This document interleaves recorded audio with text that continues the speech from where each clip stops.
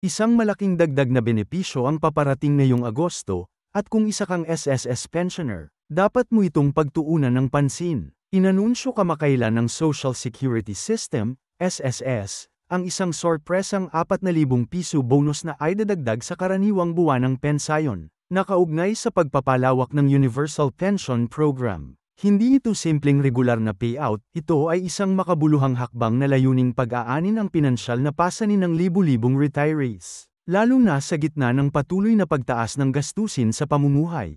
Ngunit ang malaking tanong, kabilang ka ba sa mga kwalipikadong makakatanggap? Hindi lahat ay automatikong makakatanggap ng dagdag na halaga. May mga itinakdang bagong patakaran sa pagiging kwalipikado. Kabilang ang iyong kasalukuyang status sa SSS, iyong kasaysayan ng kontribusyon, at kung pasok ka sa mga alituntunin ng Universal Pension. Kung ikaw ay retirado, isang kamag-anak na nangangasiwa ng pensayon, o malapit ng mag-retire, mahalagang malaman mo kung paano ka maaapektuhan ng update na ito, at kung anong hakbang ang dapat gawin para makuha ang karagdagang 4,000 piso.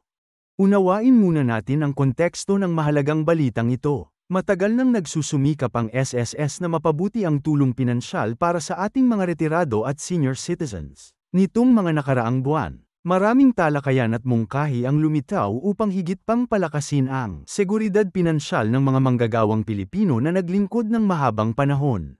Ang anunsyong ito ay tila isang ginhawa para sa maraming pensioners na nahihirapan sa tumataas na gastos at mga hamong pang-ekonomiya. Para sa ilan, maaaring mukhang maliit ang 4,000 piso, pero para sa karamihan ng retirado, ito ay malaking tulong sa araw-araw na gastusin. Isa rin itong pagkilala sa naging ambag ng mga manggagawang Pilipino sa ating bansa.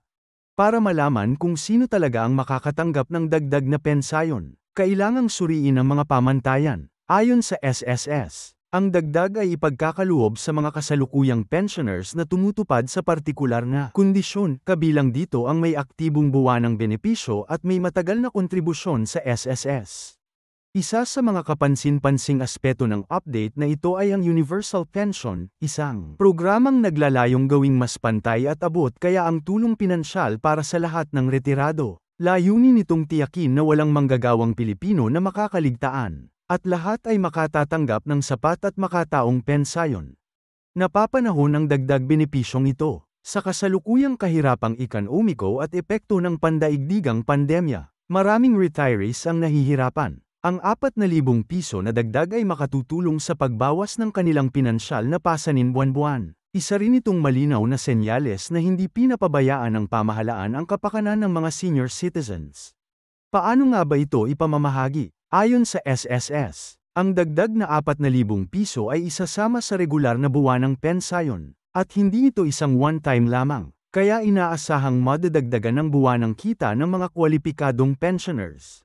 Ginawa ring inclusive ang mga pamantayan sa pagiging kwalipikado, kabilang dito ang pagkakaroon ng aktibong SSS pension, sapat na taon ng kontribusyon, at pagiging in good standing sa sistema. Pinapayuhan ng mga retirado na i-verify ang kanilang status direkta sa SSS para sa kumpirmasyon.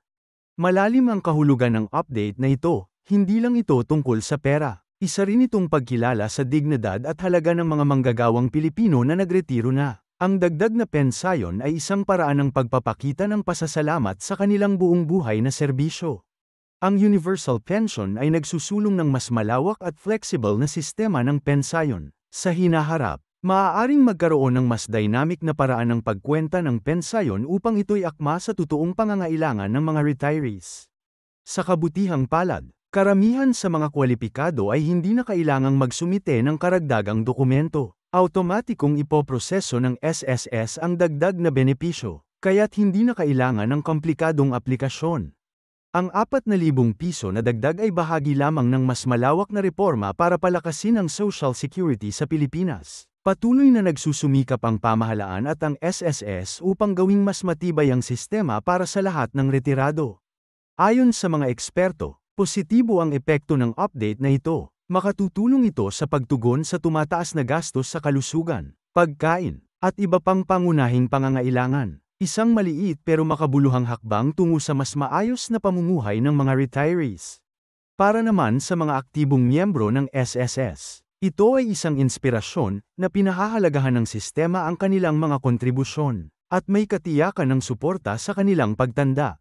Mahalaga rin para sa mga pensioners ang magkaroon ng kabuuang plano sa pinansyal. Ang dagdag na pensayon ay dapat samahan ng matalinong paghawak ng pera, posibleng part-time na hanap buhay, o iba pang mapagkukunan ng kita.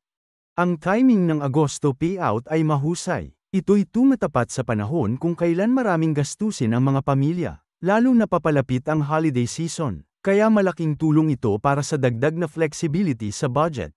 Para sa mga may tanong o gustong linawin ang kanilang eligibility, maaaring dumulog sa website ng SSS. Tumawag sa kanilang hotline, o bumisita sa pinakamalapit na SSS branch. Ang 4,000 piso dagdag pensayon ay senyales ng positibong direksyon sa Social Security. Ipinapakita nito ang lumalalim na pagkilala sa pangangailangan ng mga retirado at ng kanilang kontribusyon sa lipunan.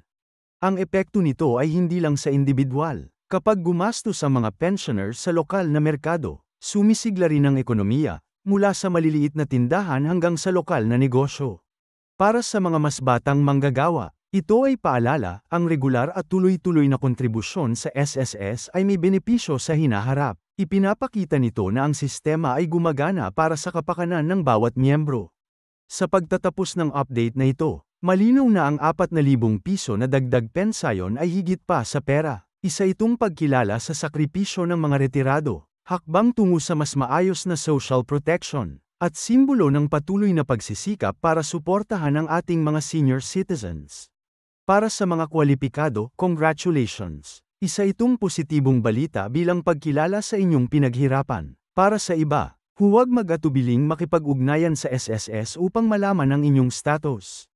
Maraming salamat sa pagtutok sa update na ito. Patuloy naming ihahatid ang pinakabagong balita tungkol sa Social Security, pensayon, at tulong pinansyal. Manatiling informadong, maging handa, at higit sa lahat, maging positibo para sa inyong pinansyal na kinabukasan.